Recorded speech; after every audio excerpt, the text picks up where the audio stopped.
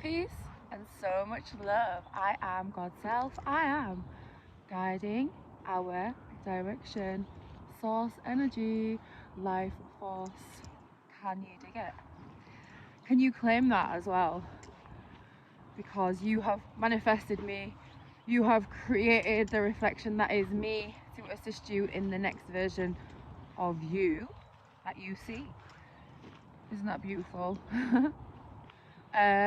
So today, family, I want to share with you about some information about the conscious and the subconscious mind.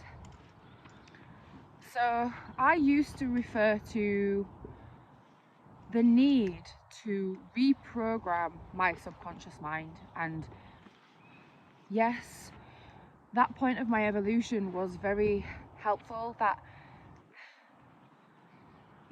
when I actually realized that I could actually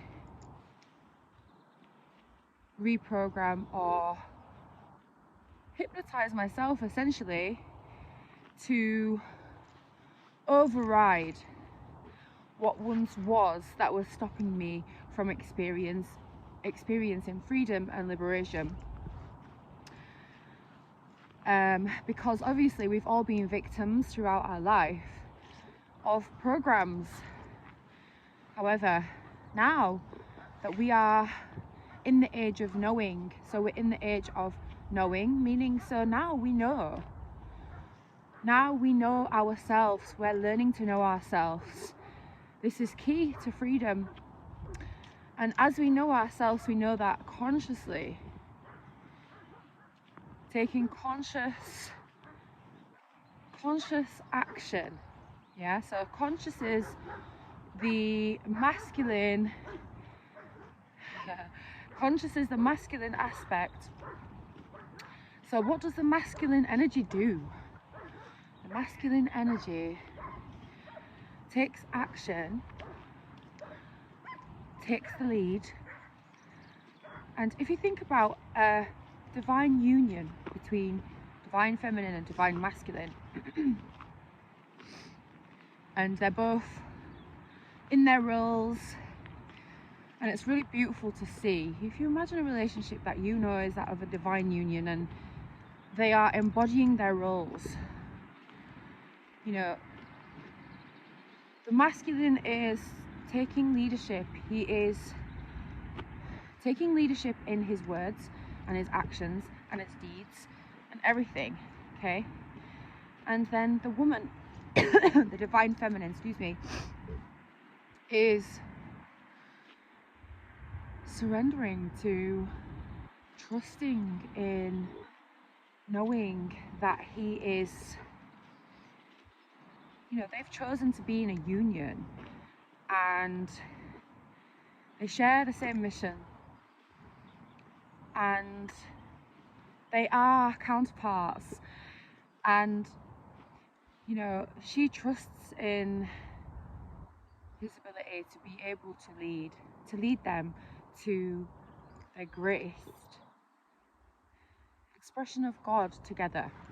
And so she surrenders, and as she does that, she emits this energy, this beautiful, creative, feminine energy that nourishes every single thing. She nurtures him as he chooses to lead. She nurtures his ideas. Okay, she nurtures his ideas. So the feminine nurtures the masculine, which then brings it into creation, because with that combination of love, nurturing, surrender, this then it brings it into creation, like I say. So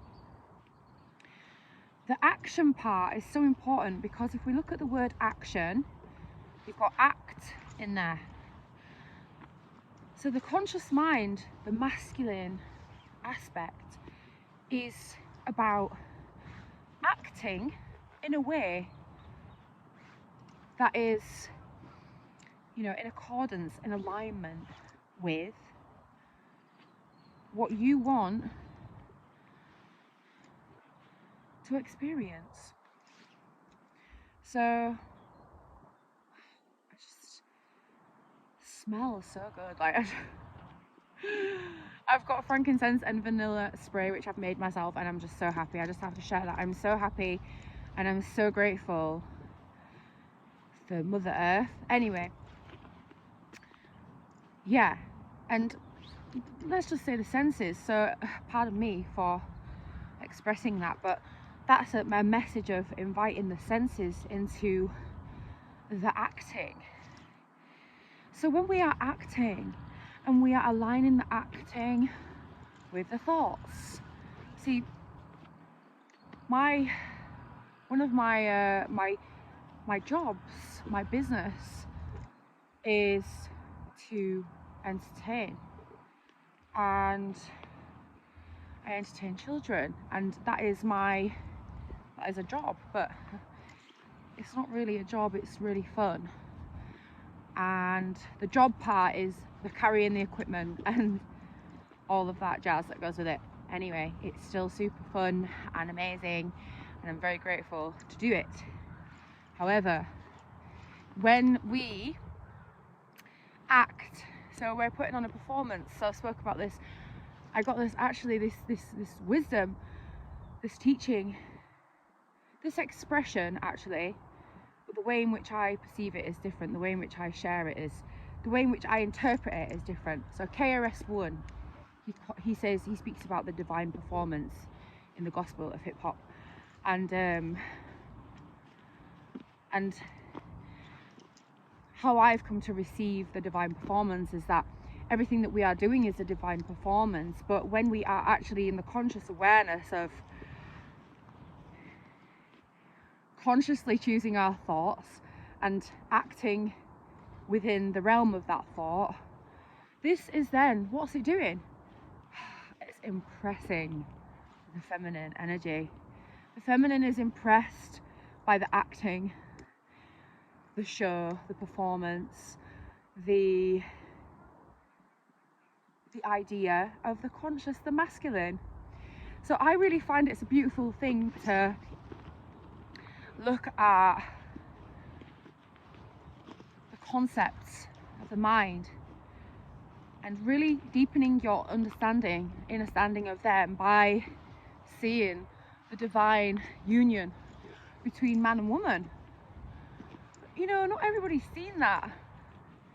You know, but let's make that an everyday thing now, you know, together, because this is the time where divine union, as it's happening within us, within that mind, and the way in which the mind is aligned, organized, designed, yeah, the way in which the mind is, and how we consciously create, we are then going to align with others that are of that, you know, that consciousness, also that awareness, the way in which they are being. Oh, I've got an itchy nose.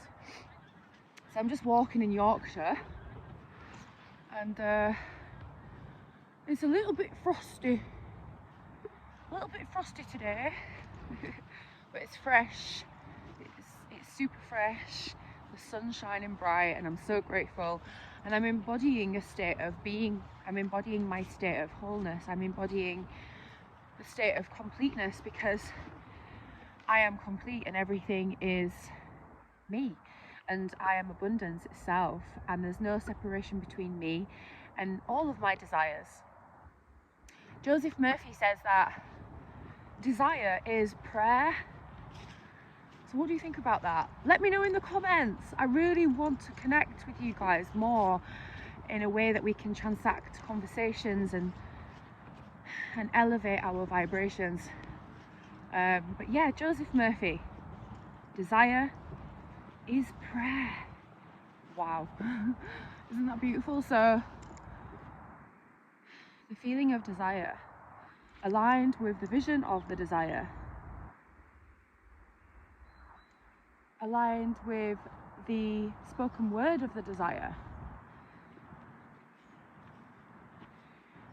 is a prayer. You know, because prayer is